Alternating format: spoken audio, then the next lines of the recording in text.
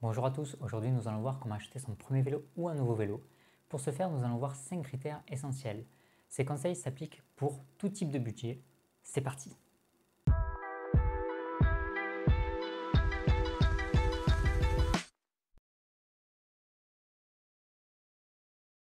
La première chose à connaître quand on achète un nouveau vélo, c'est sa taille de cadre. Et il est assez simple de la connaître avec simplement deux mesures. Sa taille et son entrejambe. On peut alors obtenir la taille de son cadre en allant sur un site comme guideduvélo.com. Malheureusement, si on souhaite être dans une position parfaite et des plus confortables, cela n'est pas suffisant. Heureusement, le site du fabricant français de cycle Origine propose un calculateur de taille très complet et gratuit. Il vous permettra de connaître vos cotes pour chaque composant de votre vélo. Vous disposerez alors de la géométrie parfaite pour votre pratique. Et de ce fait, cela devrait limiter considérablement les éventuelles douleurs dues à votre position. Pour finir, vous pouvez également opter pour une étude posturale. Mais ce service étant payant, il vous faudra compter environ 90 € pour une étude statique comprenant 10 mesures et jusqu'à environ 200 € pour une étude complète de minimum 1h30 d'analyse. Une fois la taille de votre cadre connue, il vous faudra définir votre budget. Bien que cela soit à titre indicatif et que vous pouvez porter des modifications à tout moment, il vous permettra d'optimiser votre achat au plus proche de votre besoin. Par ailleurs, faire du vélo, ce n'est pas que pédaler sur un vélo, il y a un tas d'accessoires autour du vélo qui peuvent être indispensables, essentiels ou que vous souhaitez à tout prix. Je vous ai préparé un tableau qui comprend 3 choix à titre d'exemple. Sur le choix 1, il s'agira d'un vélo d'occasion, accompagné d'une tenue entrée de gamme. A noter que le cuissard sera, pour ce prix, de mauvaise qualité au niveau de la protection de l'entrejambe. Quant aux accessoires, ils seront également d'entrée de gamme.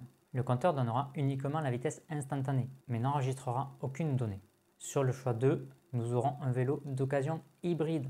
Comprenez un cadre et une fourche en carbone, plus léger et rigide, et le reste des périphériques en alu. La selle et les pédales seront achetées séparément pour s'adapter à votre besoin. En termes de tenue, nous disposerons d'une tenue haut de gamme sur des articles en solde, tout comme pour les accessoires, avec un compteur GPS entrée de gamme ainsi qu'un entraîneur sur rouleau non connecté. Quant au choix 3, nous aurons un vélo neuf, full carbone et sur mesure.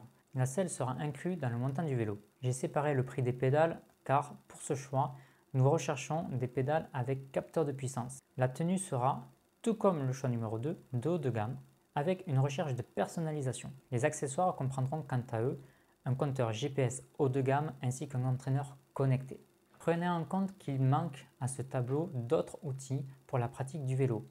On pourrait citer une pompe à vélo, un kit de réparation, également un kit de nettoyage, éventuellement une tenue de rechange, etc.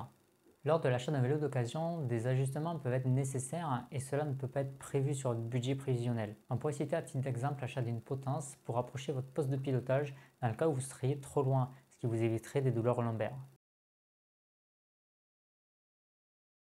Il est également important de définir votre pratique, du simple vélo taf jusqu'au compétiteur, en passant par le cycliste du dimanche ou le cyclotouriste qui souhaite effectuer plusieurs centaines de kilomètres, il vous faudra cibler l'utilité de votre vélo.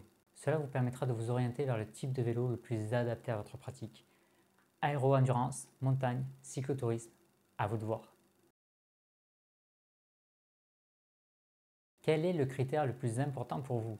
Le poids, la matière, les composants, le groupe, la couleur? Plus vos critères seront nombreux et exigeants, plus le prix pourra être élevé. Cependant, vous pouvez atteindre un rapport qualité-prix qui vous correspond en sachant au préalable ce que vous souhaitez. On va passer rapidement en revue les composants de vélo.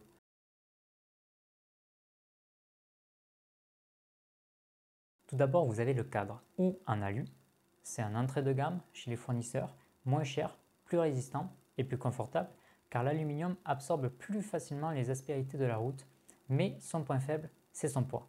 Ou alors vous avez les cadres en carbone. Haut de gamme chez les fournisseurs, on parle là de performance de rigidité. Ils sont souvent aéros, mais moins confortables et plus chers.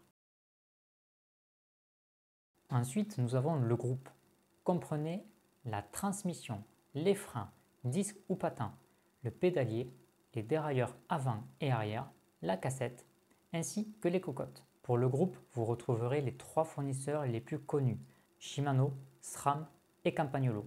En transmission à câble ou électrique, des freins à patins, plus légers et moins chers, ou à disque, plus efficaces sur la route mouillée, mais plus lourd et plus cher. Et le choix de votre braquet. Si vous êtes débutant, optez pour un 50-34 à l'avant ou un 50-36 peut être suffisant. Et une cassette à l'arrière en 11-34, parfait pour les cyclotourismes et qui vous permettra de passer partout. Éventuellement, un 11-32 peut aussi convenir selon votre niveau. On poursuit alors cette revue des composants avec les roues, là encore en aluminium ou en carbone, avec comme critère principal le poids et la rigidité. Vous pourrez également peaufiner votre choix en vous orientant vers des roues traditionnelles ou aéro. Autre critère qui pourrait rentrer en compte pendant ou après l'achat de votre vélo. Le choix de la selle. Afin d'être confortable sur le vélo, un bon cuissard est essentiel, mais il doit surtout être accompagné d'une selle adaptée à votre morphologie. Malheureusement pour ce critère, il n'y a pas de solution miracle. C'est à vous d'essayer plusieurs selles pour trouver celle qui vous convient. Le poste de pilotage, également pour votre confort, il est essentiel d'être en parfaite posture avec son poste de pilotage, ni trop bas, ni trop haut, ni trop loin et ni trop près. Pour plus de confort, il est possible de changer la taille du cintre pour l'adapter à la largeur de vos épaules, voire même le diamètre de votre cintre pour l'adapter à la taille de vos mains, mais cela n'est pas primordial. Enfin, une fois les 4 premiers critères finalisés, il sera temps pour vous de choisir votre fournisseur de cycle. Pour ce faire, plusieurs choix se présentent à vous. Vous pouvez opter pour l'achat d'un vélo d'occasion ou neuf auprès d'un vélociste, un marchand de cycle, qui pourra alors vous conseiller et également faire l'entretien de votre futur vélo. Vous pouvez opter pour des plateformes d'occasion telles que Le Bon Coin ou encore Troc Vélo, qui est un site spécialisé dans la vente de vélos d'occasion, de particuliers ou professionnels vers des particuliers. Une vigilance sera apportée en se méfiant des arnaques, des contrefaçons ou encore que la qualité du vélo corresponde à celle de l'annonce. Mais rassurez-vous, il y a vraiment de belles annonces et de belles machines sur ce genre de site. Vous pouvez également opter pour une chaîne de magasins tels que Decathlon, GoSport, etc. Là aussi, vous pourrez bénéficier de quelques conseils et vous pourrez avoir un rapport qualité-prix dans le neuf plutôt intéressant. Les plateformes en ligne proposent aussi des vélos neufs et également tous les périphériques en vente individuelle.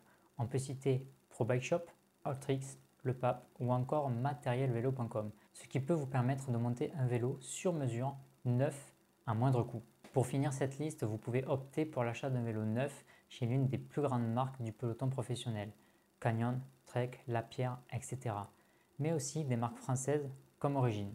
Cette vidéo touche à sa fin, j'espère vous avoir éclairé sur les différentes possibilités qui s'offrent à vous. Comme vous le savez, cette chaîne débute, alors pour nous soutenir, n'hésitez pas à partager cette vidéo, à vous abonner et à liker. A très vite, ciao ciao.